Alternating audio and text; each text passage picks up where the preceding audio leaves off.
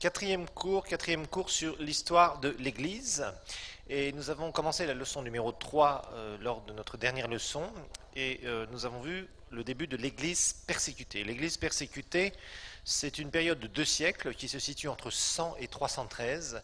Et pendant plus de 2 siècles, donc l'Église de Jésus va être persécutée. Persécutée par qui? Par des empereurs romains qui vont se permettre tout et n'importe quoi contre l'Église de Dieu. Satan va absolument vouloir, n'ayant pas pu détruire Jésus, puisque Jésus, selon la chair, peut-être qu'il a été mis à mort, mais il est ressuscité. Et lorsque Jésus va ressusciter, évidemment, il va faire naître son Église, il va contracter la nouvelle alliance, et là, le nom de Jésus va se répandre partout, les chrétiens vont naître de nouveau de partout, et le diable va échouer dans son plan, dans le plan qu'il avait essayé de faire contre le plan de Dieu, mais le diable ne peut jamais faire échouer le plan de Dieu, ça n'arrivera jamais. Il a toujours essayé, il essaye toujours de faire des stratagèmes pour empêcher Dieu de faire ce qu'il veut faire. Mais finalement, nous savons la fin de l'histoire, il ira dans le trou avec les autres. Ça, nous le savons. Alors, on a vu que ce sont les empereurs qui étaient les plus intelligents, entre guillemets, qui ont le plus persécuté l'Église de Dieu, et ceux qui étaient les plus simples, qui finalement ne s'occupaient pas trop de l'Église de Dieu, ou de chercher des histoires à l'Église de Dieu, de manière générale. Alors on a vu qu'il y avait un certain Trajan, un empereur Trajan, qui en 112 va promulguer une loi, et en fait cette loi va permettre ni plus ni moins de pouvoir condamner comme cela, comme ils le veulent, comme qui le veut finalement, des chrétiens, et de les faire mettre à mort si de besoin est. Ensuite nous avons vu qu'il y a tout un tas d'empereurs qui vont se succéder, et ces empereurs vont être plus ou moins méchants, comme on va le voir, on en a vu certains, mais il y en a d'autres qui vont être extrêmement méchants et faire énormément de mal à l'Église de Dieu. Pendant cette période-là, il va y avoir des centaines de milliers de chrétiens qui vont mourir simplement pour leur foi, il faut le dire. Rappelez-vous que les églises n'avaient pas pignon sur rue, on ne pouvait pas mettre église un tel, église truc, etc., avec un joli panneau. Non, l'église n'était pas acceptée d'une manière générale par l'Empire romain, n'était pas légale devant l'Empire romain. Surtout depuis que Jérusalem avait été détruite, rappelez-vous que, il faut le dire, le christianisme était vu par l'Empire romain comme une branche du judaïsme, tant qu'Israël existait. Le jour où Israël n'a plus existé en tant que nation, c'est-à-dire à partir de l'an 70, d'ailleurs ça a duré presque 19 siècles, je vous le rappelle, jusqu'en 1948, eh bien à partir de ce moment-là, le christianisme s'est retrouvé sans cadre entre guillemets juridique. C'est-à-dire que vraiment on considérait le christianisme comme un truc nouveau qui essayait finalement de faire de la politique, de faire des trucs à droite à gauche, et on mettait sur le dos du christianisme toutes sortes de mots d'une manière générale. Alors, on a vu que les chrétiens étaient mal vus. Pourquoi? Il y avait des raisons à cette persécution. Entre autres, on a vu que finalement, les chrétiens refusaient d'adorer les autres dieux. Ils adoraient que Dieu, le vrai seul Dieu, le Père, Fils et le Saint-Esprit, et ça ne plaisait pas du tout à l'Empire romain, aux coutumes de l'Empire romain. On a vu que de toute façon, même il y avait des business d'idoles qui périclitaient à cause de ça, parce que les gens se donnaient au Seigneur et refusaient après d'acheter tous les trucs classiques que les gens achetaient, et ça faisait très bien marcher le commerce de certains. Ensuite, nous avons vu que les chrétiens n'allaient plus aux fêtes païennes, donc évidemment ils étaient vus comme des marginaux, comme des asociaux, comme des gens qui refusaient de s'associer, de faire ce que les autres faisaient d'une manière générale. Ensuite, on a vu qu'ils adoraient Jésus comme roi des rois et que c'était un délit pour l'Empire romain. On a vu qu'il n'y avait plus de loi donc à partir de 70, on a déjà discuté de ça. Ils attiraient aussi la suspicion parce que finalement, comme ils n'avaient aucun cadre légal, ils n'avaient pas de bâtiment, ils n'avaient pas d'endroit où ils pouvaient légalement venir louer et adorer Dieu, ils se réunissaient où ils pouvaient, c'est-à-dire dans des maisons, ils se réunissaient à des heures tardives, ils se réunissaient dans des cavernes, ils se réunissaient dans des endroits où finalement on ne pouvait pas trop les chercher et ça attirait encore plus la suspicion sur eux. Ensuite, ils étaient un peu révolutionnaires parce qu'ils voyaient tous les hommes comme égaux devant Dieu. Et puis, ce n'était pas du tout du goût de l'Empire romain, puisque l'Empire romain, je vous l'ai dit, avait moitié esclaves, moitié hommes libres. Ensuite, ils attiraient la haine, évidemment, à cause des business, de certains business qui périclitaient, faute de clients. Alors, les diverses vagues de persécution, je vous ai montré que les persécutions ont été plus ou moins fortes. Ce n'était pas quelque chose qui a été continu pendant 2 siècles, partout dans tout l'Empire romain. Ça dépendait. Ça dépendait des empereurs, ça dépendait des humeurs des empereurs, ça dépendait, les humeurs entre guillemets, qui étaient évidemment motivées par les esprits sataniques, nous le savons. Par contre, il y a eu une période très très difficile. C'était la période avant la troisième période de l'histoire de l'Église que nous verrons, entre 250 et 313, là les persécutions étaient terribles. Ça a été la pire époque de ces 2 siècles. Et il y a eu des martyrs qui ont été là. Alors un martyr, qu'est-ce que c'est? Un martyr, c'est quelqu'un que l'on tue pour sa foi. Un martyr, c'est quelqu'un que l'on tue pour sa foi. C'est-à-dire, c'est quelqu'un qui croit en quelque chose, qui n'a pas fait de mal spécialement, mais on va le mettre à mort parce qu'il croit et qu'on n'est pas d'accord avec sa croyance. Voilà, c'est ça un martyr. En général, c'est la définition du martyr. Alors, il y avait par exemple Siméon qu'on trouve dans Marc 6, verset 3. Marc 6, 3. Il a été martyrisé, c'est-à-dire il a été tué pour sa foi.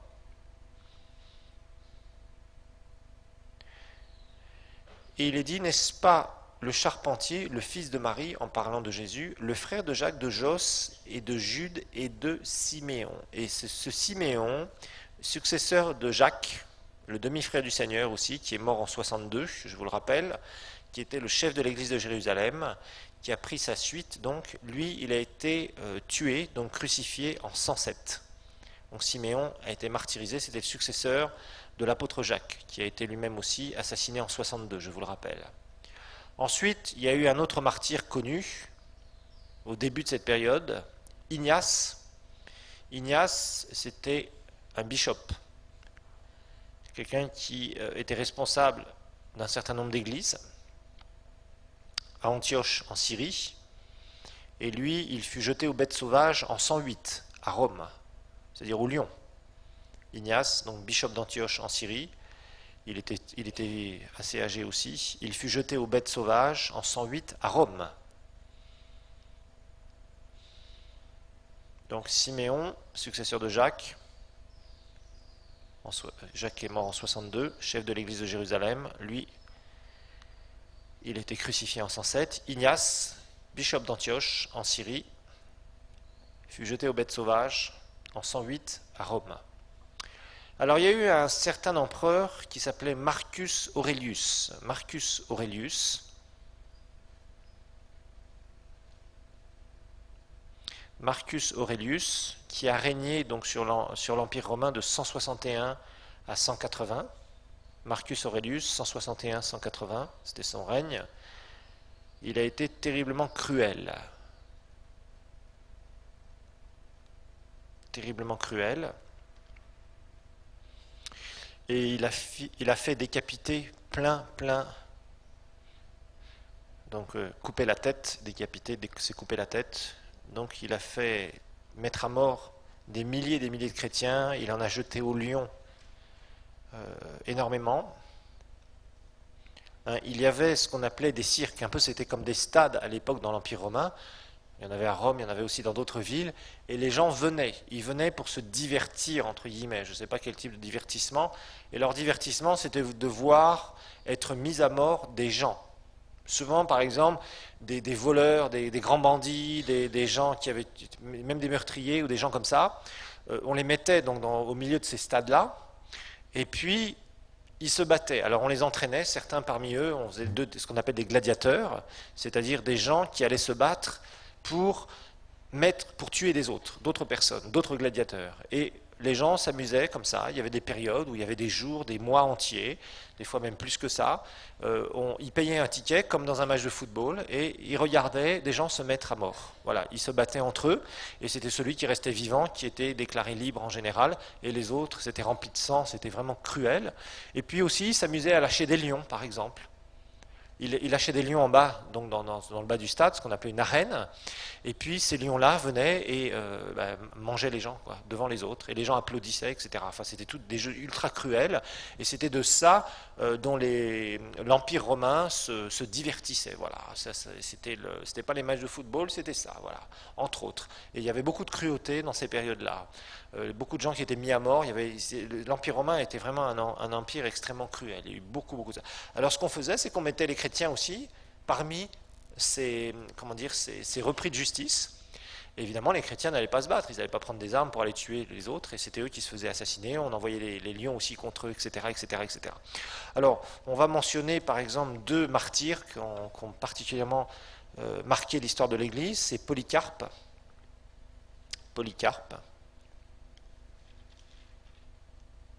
Lui, il n'a pas été martyrisé dans un cirque, entre guillemets, dans ces espèces d'endroits-là. Lui, il a été martyrisé en 155 et il était responsable des églises d'Asie mineure à l'époque.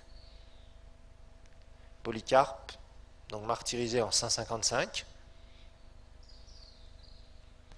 C'était un responsable d'église. Il supervisait la majorité des églises d'Asie mineure, donc la province où Paul avait prêché, dans Acte 19. Des années auparavant, bien sûr, presque un siècle auparavant. Et on voulait le faire renier Christ. Et ce qu'il a déclaré, alors qu'on voulait le faire renier Christ, et on le menaçait de le tuer, devant tout le monde, et on lui disait renie Christ, renie Jésus. Et il a dit la chose suivante, il a dit, je l'ai servi pendant 86 ans, en parlant de Jésus, j'ai servi Jésus pendant 86 ans de ma vie, donc il était vieux quand il a été tué. Il ne m'a fait que du bien, comment est-ce que je pourrais renier mon Seigneur et mon Maître ?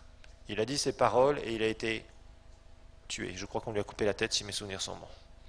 Justin Martyr, c'est un autre personnage qui avait des responsabilités aussi. Justin Martyr. C'était un grand écrivain de l'époque, c'est-à-dire qu'il a laissé un certain nombre d'écrits. Lui aussi a été assassiné en 166, tué, martyrisé publiquement à Rome.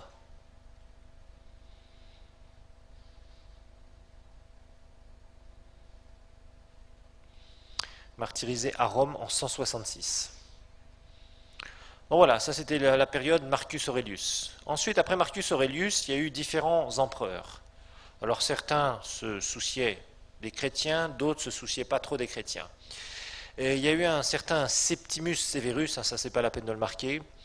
Lui, il a été empereur à partir de l'an 193, et il a lancé la persécution surtout en Égypte et en Afrique du Nord en général. C'est là où il a persécuté beaucoup les chrétiens, et il a mis à mort tellement de chrétiens qu'à l'époque, les responsables d'église pensaient que c'était lui qui était l'antichrist.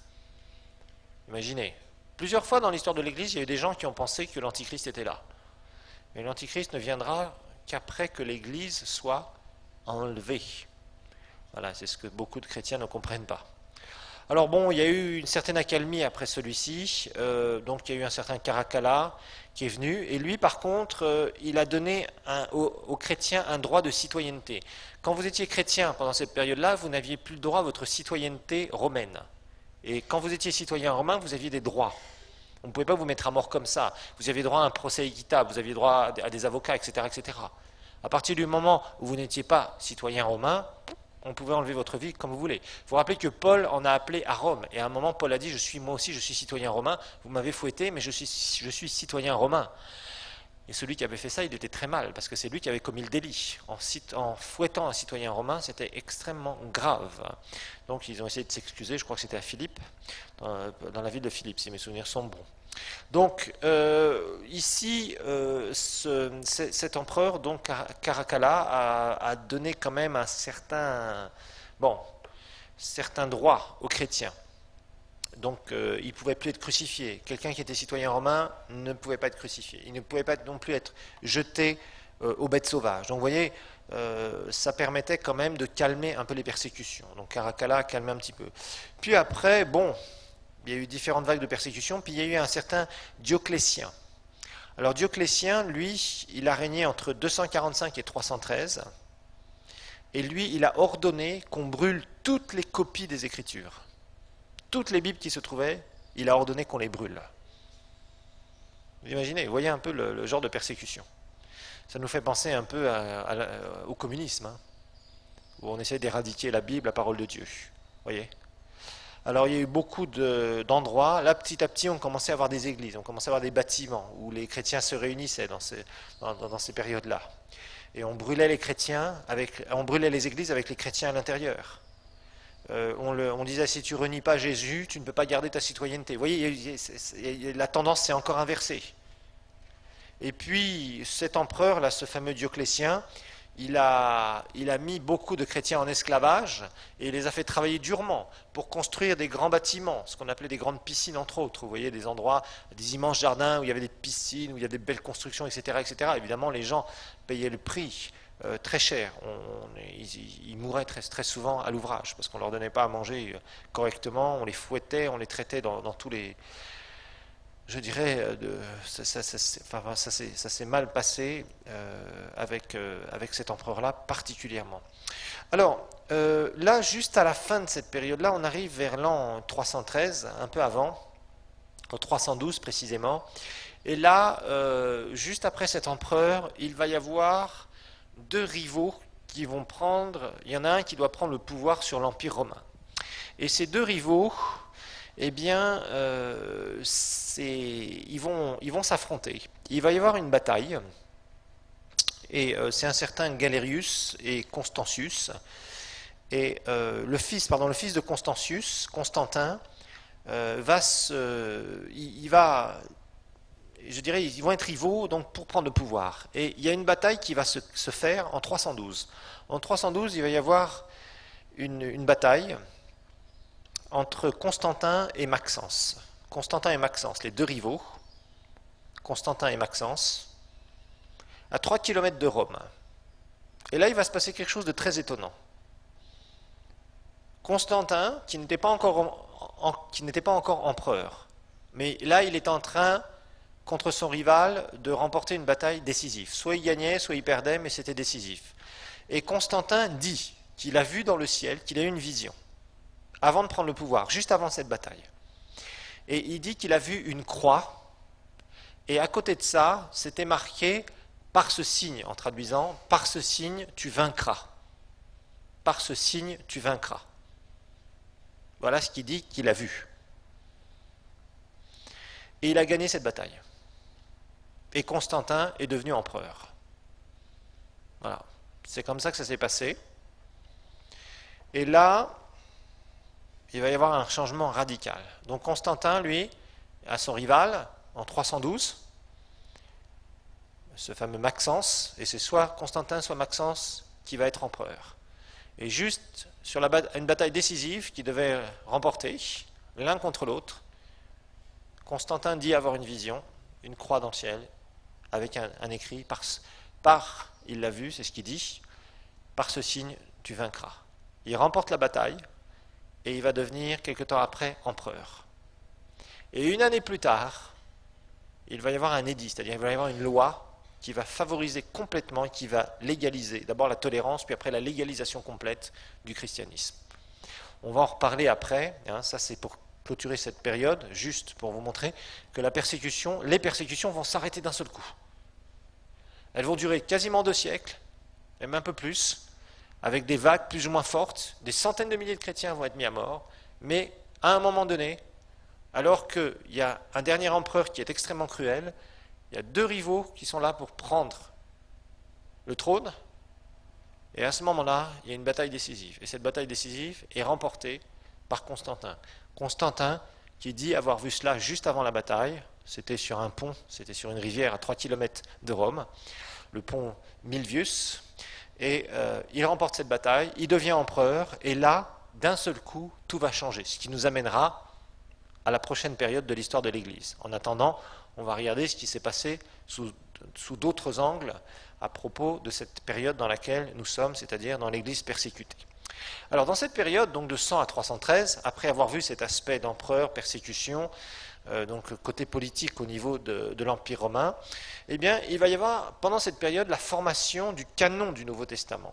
On va dire ce que c'est que le canon du Nouveau Testament, parce que c'est une expression qui est nouvelle, un mot nouveau pour vous, mais que vous allez apprendre d'ailleurs dans l'histoire de la Bible. Vous saurez largement ce que c'est.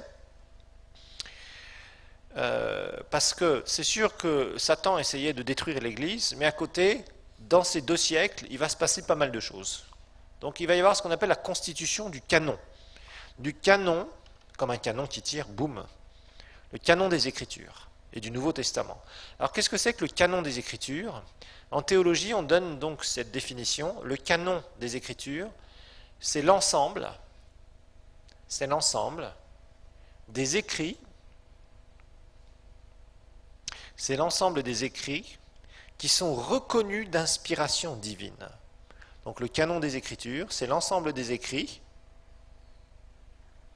qui sont reconnus d'inspiration divine. Alors on verra pourquoi certains écrits sont considérés comme étant d'inspiration divine et que certains écrits ne sont pas considérés comme inspiration divine. Parce que la Bible que vous avez dans les mains, ce n'est pas une Bible qui a été constituée par hasard. Mais nous verrons qu'il y a des critères. Nous étudierons ça dans l'histoire de la Bible. Donc vous serez largement informés, largement enseignés à propos de cela. Et en fait, rappelez-vous, on est dans une période, il y a des lettres qui circulent. Il y a des bonnes lettres. Des lettres vraiment inspirées par le Saint-Esprit. Toute écriture est inspirée de Dieu, etc., etc. Mais il y a aussi tout un tas de lettres qui ne sont pas du tout inspirées par Dieu.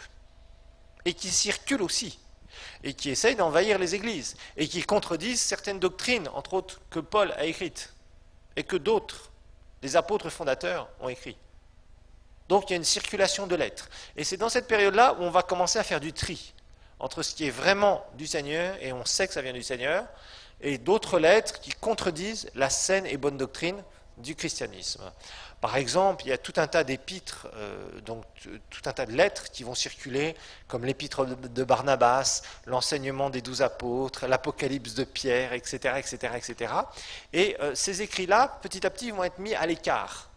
On va trier, et on va chercher en fait qui est à la base, quels sont les apôtres. Rappelez-vous que nous sommes fondés sur les apôtres et les prophètes, c'est ce que Éphésiens nous dit, je vous le rappelle. Et là, on va faire du tri. Donc, on vous expliquera ça, je vous expliquerai ça plus largement dans l'histoire de la Bible. Vous allez comprendre comment ces choses ont été faites. Mais il faut savoir qu'il y a des lettres qui vont être écartées parce qu'elles ne sont pas reconnues d'inspiration divine et qu'elles commençaient à polluer les églises. Des fausses doctrines, des trucs à droite à gauche, des trucs complètement faux. L'Apocalypse de Pierre, vous voyez, il y avait des gens en fait qui se réclamaient d'être un tel ou un tel, ou qu'ils avaient retrouvé certaines lettres de Pierre ou d'un tel, et puis qui étaient complètement fausses. D'accord? Donc petit à petit, pendant cette période-là, c'est une période clé, on essaye de savoir quelles sont les racines du christianisme, quelles sont les vraies lettres, qu'est-ce que c'est que le canon du Nouveau Testament, c'est-à-dire on va faire des réunions de responsables, on va choisir, il va y avoir des gens qui marchent vraiment avec le Seigneur, qui sont de vrais serviteurs de Dieu, et qui vont dire non, il y a ça qui circule, est-ce qu'on peut encore admettre ça? Ça contredit ce que Paul a écrit dans tel épître, etc. Donc il y a eu des réunions entre des responsables d'église et des grands responsables, et qui petit à petit, on commence à éjecter tout ce qui circule et tout ce qui n'est pas bon en disant non, vraiment, il y a une série de livres qui ont été écrits, et ces livres-là, vous devez les considérer comme ayant autorité. Les autres, attention. Attention. Et ceux-là sont très mauvais, donc écartez-vous, etc., etc., etc. Donc en fait, on situe que vraiment, on a fait ce tri, et on a récupéré vraiment les bonnes lettres, les bons écrits, reconnus d'inspiration divine, entre 290 et 300 après Jésus. Entre 290 et 300.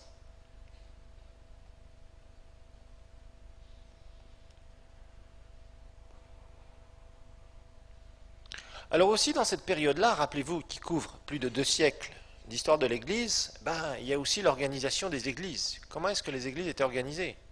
Qui avait autorité sur qui? Au début, c'était pas évident. Il y a eu tout un mélange aussi. Il y avait des vraies églises et il y avait des fausses églises. Il y avait des vrais serviteurs de Dieu et il y avait des faux serviteurs de Dieu. Tiens, c'est une histoire qu'on connaît bien encore. Eh oui. Vous savez, l'histoire de l'Église nous apprend des choses. Il y avait des vrais responsables, il y avait des faux responsables. Mais il y avait des gens qui, vraiment, étaient de bons serviteurs de Dieu et à qui on a donné des responsabilités, qui étaient responsables certaines régions, certains groupes d'églises. Donc petit à petit, on commence à voir qui est qui. Évidemment, dans cette période-là, il y a aussi l'émergence des sectes. Ça, c'est clair. Il y a des sectes qui sont là.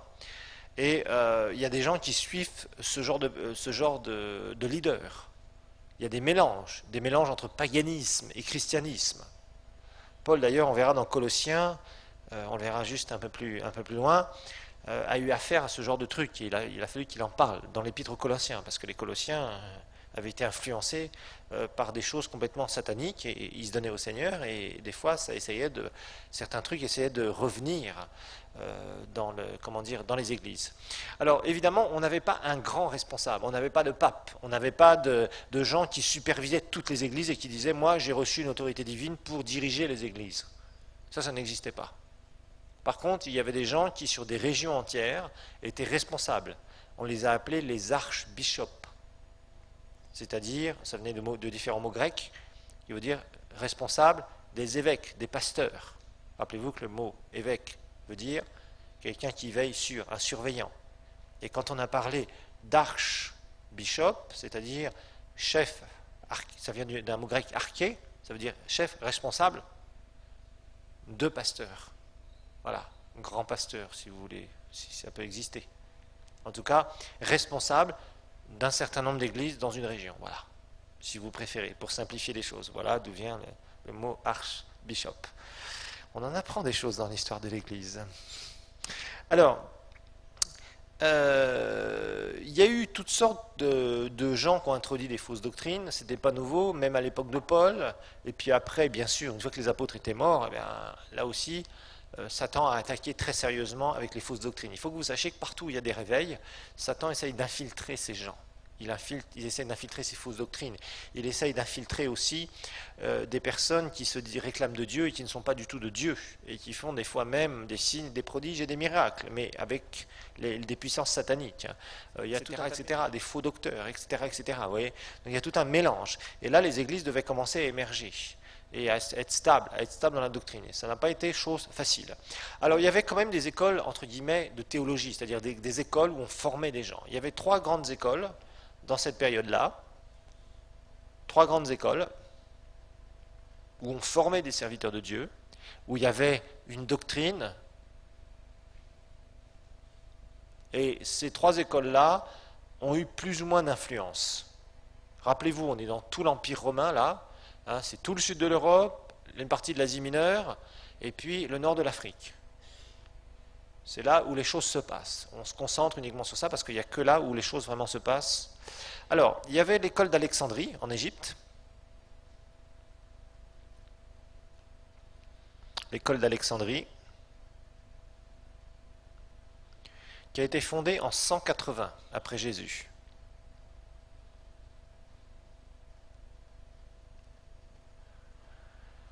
Alors, elle a eu 3 grands personnages pendant cette période-là. Panthaénus, c'est lui qui a fondé cette école. Panthaénus, comme ça s'écrit, comme ça se prononce, Panthaénus. C'est lui vraiment le fondateur. Ensuite, il y a eu Clément, qui a été après lui. Panthaénus, fondateur. Ensuite, Clément. Et puis, un certain Origène.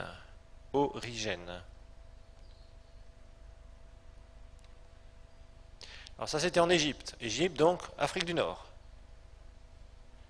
Et il y a certains livres qui nous restent de ces auteurs. C'était des gens qui étaient enseignants de la parole, qui formaient des gens, qui écrivaient aussi, qui ont écrit par exemple contre le paganisme, qui écrivaient aussi ce qui se passait dans les églises à l'époque, etc. Donc ce sont des livres qui, bon, par exemple, que vous pouvez trouver, je pense sur Internet, il y en a des parties de ces livres-là. Sinon, dans les facultés de théologie, parfois on les fait ressortir, on dit un tel a dit ça, Origène a dit ça à cette époque, voilà ceci, voilà cela, etc., etc. Et on peut les étudier, bon, c'est plus ou moins intéressant. Il y a des choses qui sont intéressantes, d'autres qui le sont un peu moins. Ensuite, la deuxième école, c'est l'école de l'Asie mineure. Asie mineure, je vous rappelle, c'est en Turquie, ouest de la Turquie.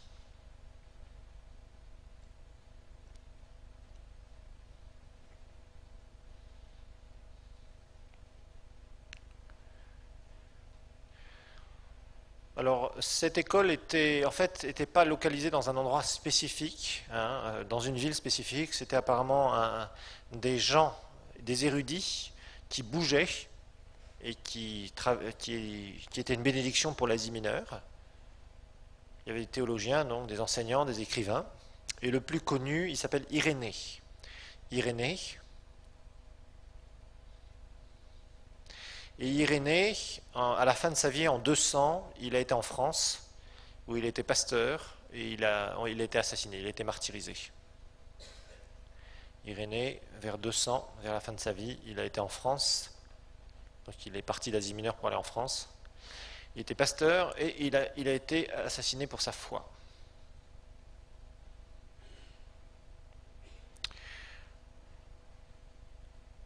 Ensuite, il y a eu une école d'Afrique du Nord.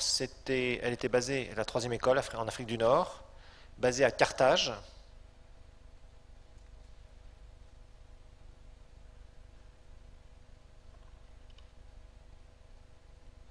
Basée à Carthage. Et c'est l'école qui a été la plus influente. C'est-à-dire, on venait vers cette école pour poser des questions. Et d'après les historiens, c'est là où vraiment il y a eu toute une théologie. Vous savez, par exemple, la théologie de la Trinité, la théologie de tout ça, c'est du Saint-Esprit, etc., de la rédemption, tout ça, bah, c'était des choses qu'il a fallu les écrire. Il a fallu les prendre des Écritures et en tirer une doctrine. Et en particulier, c'est ces gens-là qui ont commencé. Certains ont écrit sur les dons du Saint-Esprit, le baptême du Saint-Esprit, etc. Certaines manifestations du Saint-Esprit, bon, c'était peut-être pas aussi clair que ce que vous avez aujourd'hui, mais en tout cas, ce sont des gens qui ont écrit et qui ont été très utiles pour les fondations. Donc, ils ne se reconnaissaient pas en tant que leurs écrits n'étaient pas dans les Écritures, mais c'était des choses qui ont été utiles et qui ont circulé aussi et qui ont permis à des personnes, à des pasteurs, à des évangélistes, à des enseignants d'être formés, entre autres. Voyez. Alors bon, il y a un certain Tertullien et Cyprien qui ont été des grands noms de cette école. Voilà. Donc ça a été vraiment utile parce que par ces écrits, on apprend certaines choses. On connaît la vie de l'Église de cette époque-là. On a appris sur la doctrine, on a appris aussi sur les relations avec le monde païen et l'Église de cette époque-là. Donc ça nous a permis, grâce à ces écrits, d'avoir un certain nombre de renseignements intéressants sur cette période de l'histoire de l'Église. Alors maintenant, en sous-titre, la montée des sectes et des hérésies. La montée des sectes et des hérésies.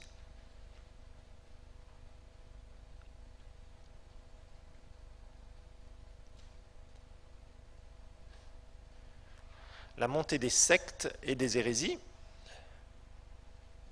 Alors une secte, c'est quoi? Une secte, c'est un groupement de gens qui se disent détenir eux seuls la vérité. Alors on va en donner une petite définition ici, parce que certains... Donc une secte, c'est un groupement de gens qui se disent être les seuls à détenir la vérité. Ça veut dire, soit vous faites partie de la secte, et vous avez la vérité, soit vous ne faites pas partie de la secte, et vous n'avez pas la vérité, vous êtes dans l'erreur et dans la perdition. Voilà, c'est un peu ce qu'une secte vous dit. Évidemment, il y a de la manipulation dans les sectes, manipulation mentale, manipulation de toutes sortes, manipulation aussi doctrinale, on vous remplit la tête avec des choses, et on vous écarte, même jusqu'à votre famille, de toute personne qui critique la secte.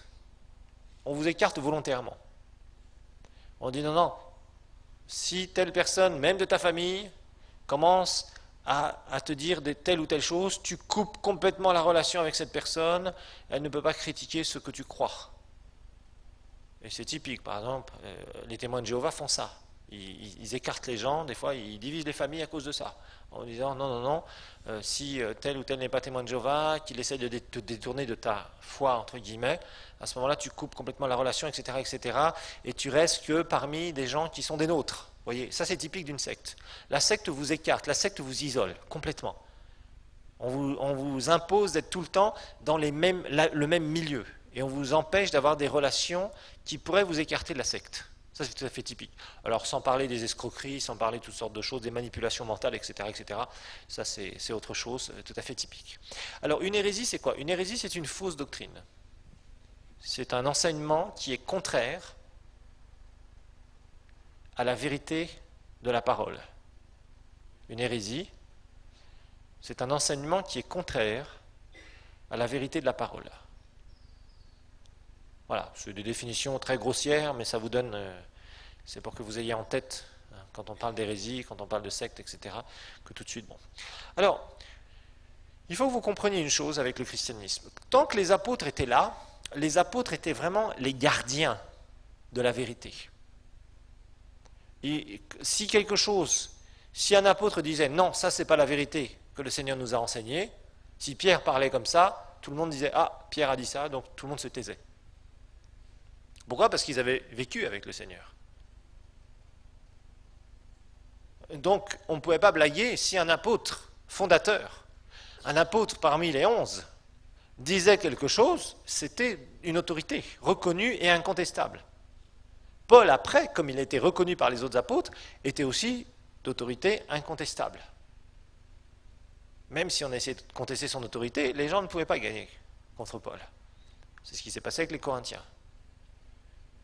Par contre, quand ils sont morts, quand tous les apôtres sont morts, etc., que les générations se sont succédées, évidemment, l'ennemi a essayé en masse d'infiltrer des choses. Vous savez, c'est comme de l'eau. Quand l'eau est parfaitement pure, vous voyez, c'est transparent. Mais vous pouvez avoir 1 litre d'eau et vous pouvez rajouter quelques milligrammes, j'exagère presque, quelques centigrammes ou quelques décigrammes d'une petite poudre, et d'un seul coup, votre eau devient bizarre et vous ne voyez même plus au travers. C'est la même chose avec la vérité en Christ. Dans les doctrines, quand on reste dans la saine doctrine, la doctrine pure de la parole, on voit la bénédiction de Dieu. Quand on commence à rajouter des impuretés, des fausses doctrines, des fausses croyances, alors le message commence à perdre sa puissance. Et si vous en rajoutez encore beaucoup plus, au bout d'un moment, le message perd complètement sa puissance alors que vous avez même la Bible sous les yeux. Donc le diable va commencer à vouloir infiltrer énormément de fausses doctrines. Alors, il y a 4 groupes qui ont été appelés hérétiques. Et il y en avait un d'ailleurs, dans cette période-là, qui est né avant, même quand Paul était présent, vivant encore sur cette terre, mais c'est revenu régulièrement. C'était ce qu'on appelle les gnostiques, le numéro 1, les gnostiques. Gnostiques, ça s'écrit G-N-O-S, les gnostiques, numéro 1, G-N-O-S-T-I-Q-U-E-S, gnostique. La fin c'est comme moustique, mais là c'est gnostique, c'est pas moustique. Gnostique, G-N-O-S-T-I-Q-U-E-S. En fait, ça vient d'un mot grec qui veut dire la connaissance. Et c'était particulièrement en Asie mineure. En Asie mineure, c'était une croyance qui était très forte. En fait, les gnostiques croyaient à un Dieu suprême. C'était leur croyance. Ils croyaient dans un Dieu créateur, mais que ce Dieu créateur avait engendré aussi d'autres dieux et des demi-dieux et des demi-hommes aussi. Oh là là, les histoires, là, c'était grave. Dans l'Empire romain, avec tous les philosophes grecs et tous les trucs grecs dont ils avaient hérité, c'était une catastrophe. Donc c'était ça. Ils croyaient dans un Dieu suprême, ça d'accord, mais ce Dieu suprême avait engendré d'autres dieux, des bons dieux et des mauvais dieux aussi. Et puis des demi-dieux et demi-hommes. Vous riez, mais regardez un texte, vous allez comprendre pourquoi. C'est vraiment intéressant d'étudier tout ça. Dans Philippiens chapitre 2, un texte qu'on connaît très bien. Paul l'a écrit sous l'inspiration du Saint-Esprit, mais il l'a écrit aussi pour répondre à ce genre de fausses doctrines, qui essayent d'avoir une influence dans l'Église. Philippiens 2,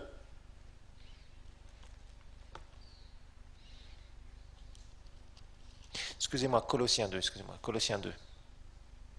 Colossiens 2. C'est pas Philippiens 2, c'est Colossiens 2, 8 à 10. Vous allez voir pourquoi, surtout le verset 8, Paul était en train de répondre à un courant satanique de pensée, de croyance et de philosophie qui essayait d'influencer l'Église. Si vous voyagez, vous verrez que partout dans le monde, les hommes sont influencés par des trucs plus ou moins bizarres. Vous allez en France, on vous dira, il n'y a pas de Dieu.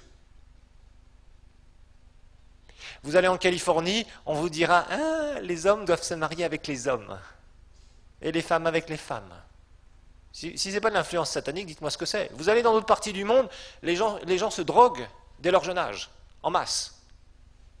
Si ce n'est pas des influences d'esprit satanique, dites-moi ce que c'est. D'autres endroits du monde, vous voyez de la sorcellerie à outrance.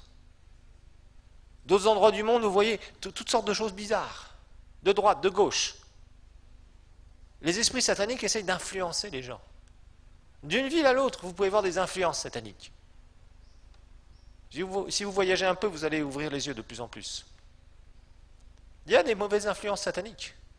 Nous apprenons à ne pas être influencés. Mais pour ne pas être influencés par des esprits sataniques, l'influence du prince de la puissance de l'air, il faut être stable dans la parole de Dieu et dans ce qu'on croit.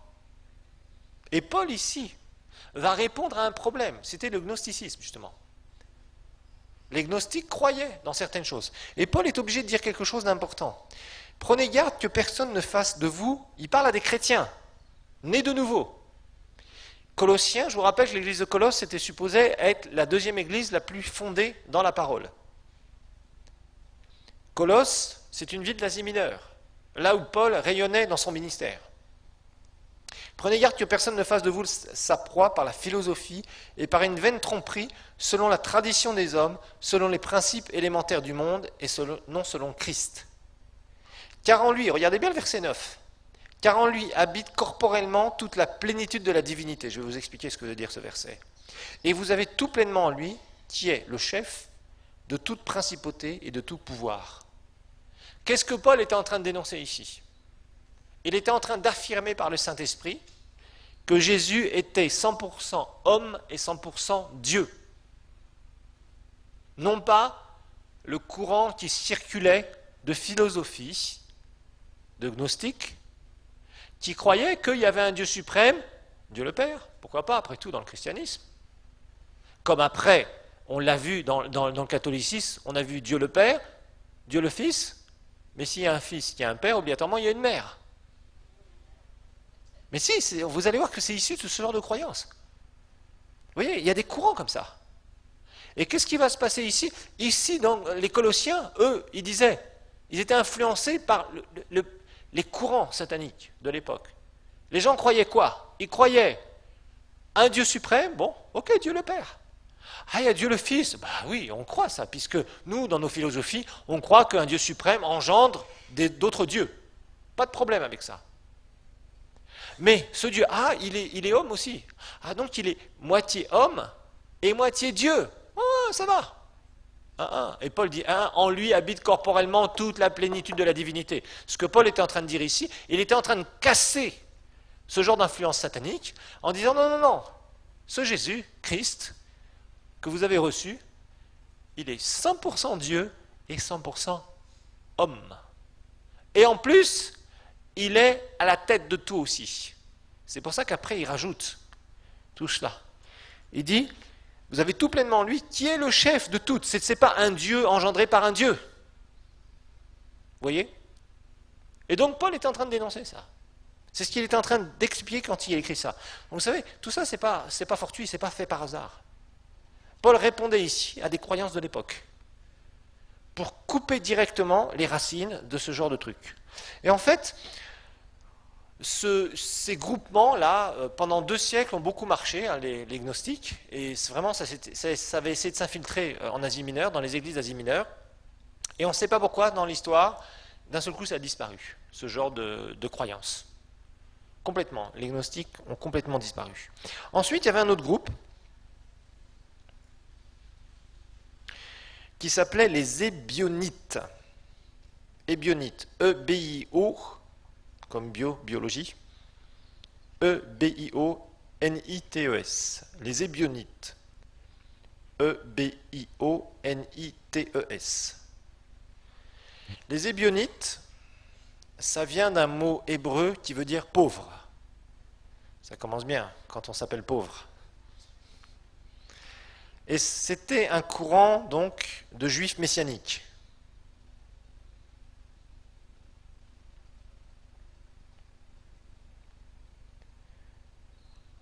C'était donc un courant donc, de juifs messianiques, et eux, c'était l'observance de la loi. Tiens, on retrouve ça dans Galates.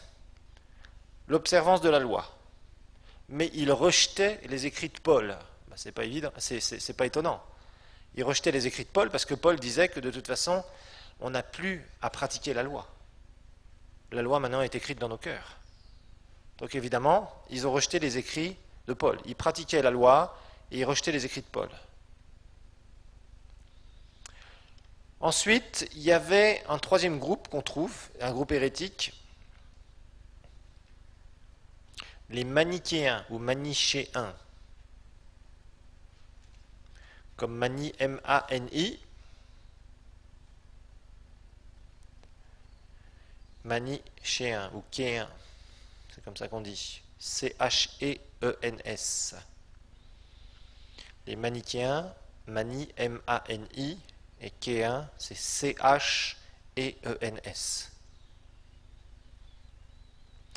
C'était des gens qui étaient originaires de la Perse. La Perse. Donc du Moyen-Orient. Et en fait, ils croyaient que l'univers était fondé sur deux royaumes, lumière et ténèbres.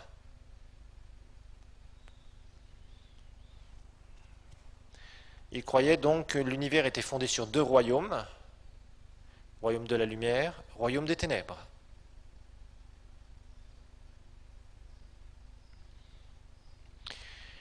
Et que ces deux royaumes combattaient dans l'homme.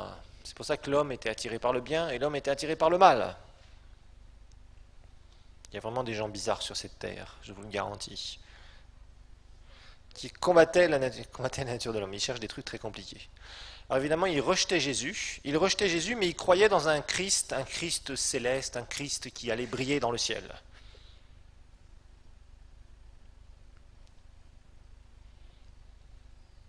Donc ils rejetaient Jésus, mais ils croyaient dans une sorte de Christ, de Messie, qui allait venir, qui apparaissait, disparaissait.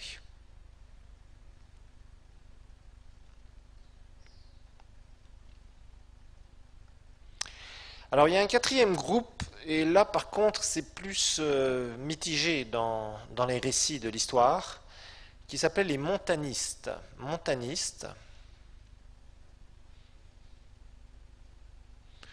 Le fondateur c'était un certain Montanus. Montanus, c'est pour ça que ça s'est appelé les montanistes.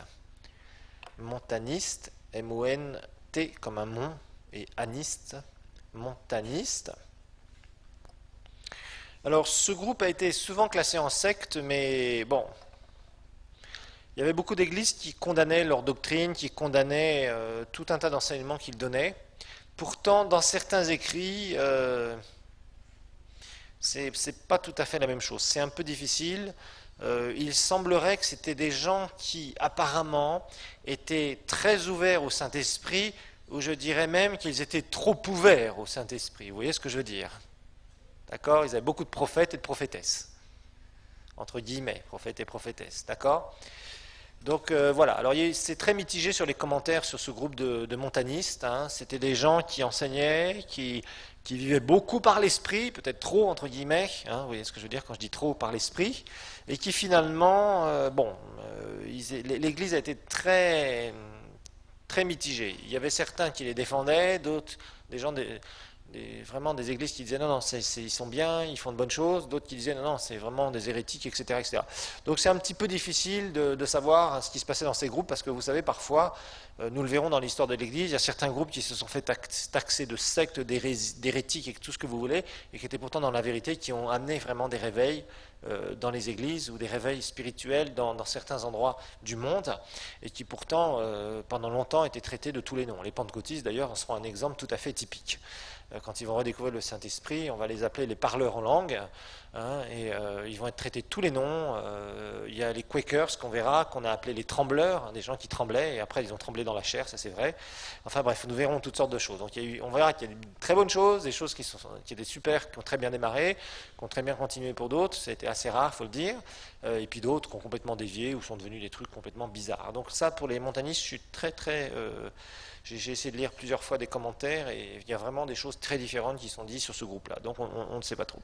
Alors la condition de l'Église dans cette période difficile. La condition de l'Église dans cette période difficile. Rappelez-vous qu'on est dans une période où c'est l'Église persécutée, donc il y a beaucoup de persécutions, beaucoup de difficultés. La condition de l'Église à la fin de cette période.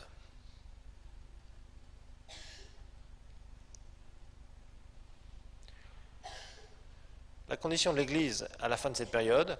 Alors, il faut dire une chose, les 2 siècles de persécution ont vraiment apuré l'Église. C'est-à-dire que les chrétiens qui étaient dans les églises, ou qui déclaraient que Jésus était leur sauveur, c'était vraiment des chrétiens engagés.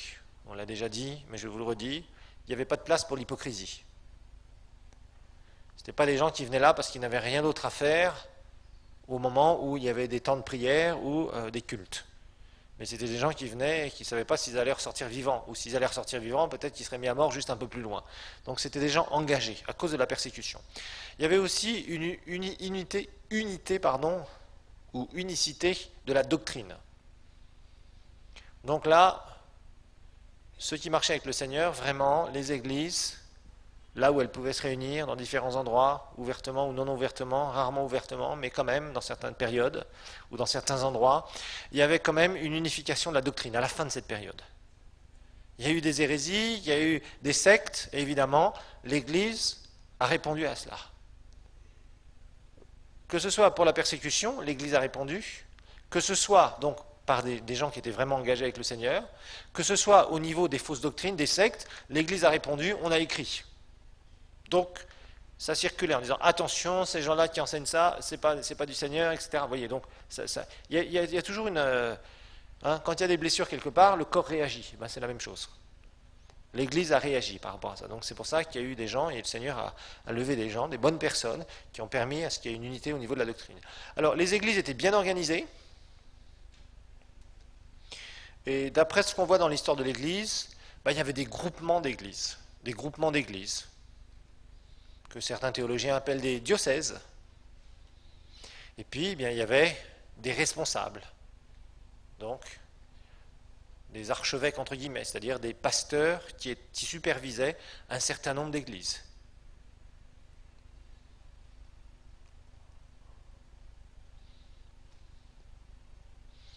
Donc il y avait un certain nombre de responsables qui supervisaient des églises, qu'on peut appeler archevêques, archbishop, comme vous voulez.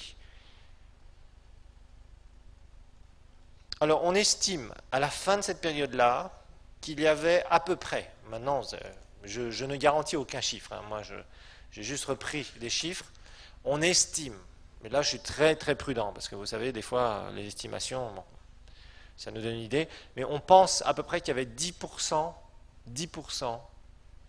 de l'Empire romain, des gens qui habitaient dans l'Empire romain, qui étaient chrétiens. Maintenant, je suis très réservé sur ce chiffre, mais bon, c'est ce que vous lirez parfois dans certains livres d'histoire de l'Église. Environ 10%. Donc ça représentait quand même plusieurs dizaines de millions de chrétiens dans tout l'Empire romain. Et certains disent que l'Église aurait pu être la plus grande institution de l'Empire romain à cette époque-là, parce que l'Empire romain va être très décadent dans cette période-là. On va le voir un peu plus loin. Vous savez, un immense empire comme ça, à maîtriser, sans téléphone, sans avion, sans voiture, sans moyens de communication comme on a aujourd'hui, c'était pas évident, et croyez-moi, c'était déjà extrêmement bien organisé pour l'époque. Mais il faut dire, l'Empire romain va être de plus en plus décadent, et va subir plusieurs coups. Et d'ailleurs va se séparer en 2, Empire de l'Est et Empire de l'Ouest, comme nous allons le voir quelques temps plus tard. Mais certains disent en tout cas que ça aurait pu être la plus grande institution. Si l'Église avait été légalisée, comme elle n'était pas légale et légalisée aux yeux de l'Empire romain, c'était très empirique, à droite, à gauche, il y avait des églises, des responsables, c'était pas une organisation qui était unifiée, dans le sens où elle ne pouvait pas s'unir pour aller quelque part et dire nous voulons ceci, nous voulons cela, puisqu'elle n'avait aucune légalisation, aucun pignon sur rue. Alors il faut le savoir, il y a un endroit souterrain à Rome qui est appelé les catacombes, Et il y a plusieurs millions d'ossements de chrétiens là-bas, c'est-à-dire des gens qui ont été tués pour leur foi, ou des gens qui sont morts et qui ont été enterrés en tant que chrétiens à Rome. Ça s'appelle les catacombes, et c'est très connu, c'est un endroit de Rome très connu qui existe encore aujourd'hui, et on en a fait un mémorial pour cette période particulière de l'histoire du christianisme. Voilà pour ce cours. La prochaine fois, nous verrons l'Église impériale, où justement l'Église va être légalisée, et comme nous le verrons, après la persécution, où là on devait devenir chrétien au prix fort, on va avoir une Église où elle va être tellement légalisée par un empereur romain que ça va être...